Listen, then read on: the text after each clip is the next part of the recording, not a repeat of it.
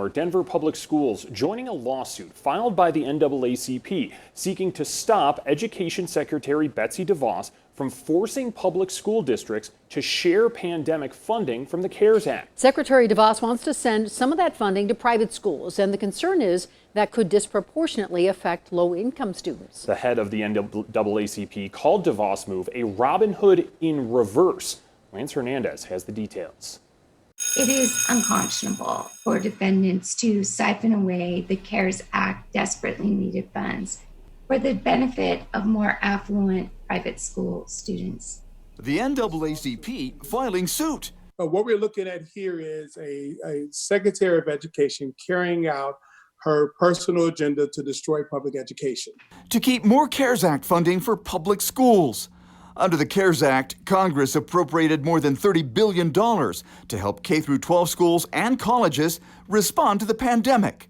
It instructed school districts to set aside some of those funds for the benefit of disadvantaged private school students, the number of which is to be calculated in the same manner as Title I funds.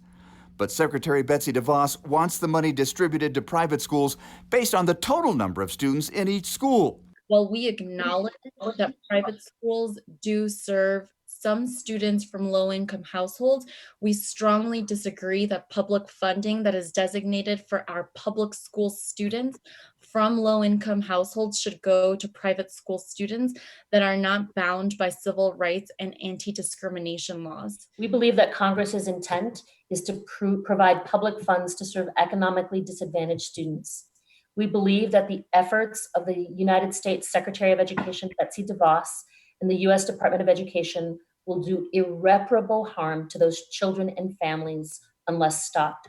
In a June news release, DeVos said there's nothing in the law Congress passed that will allow districts to discriminate against children and teachers based on private school attendance and employment.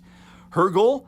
To help ensure all students whose learning was impacted by COVID-19 are served equitably by CARES Act funding no matter where they attend school. Lance Hernandez, Denver 7.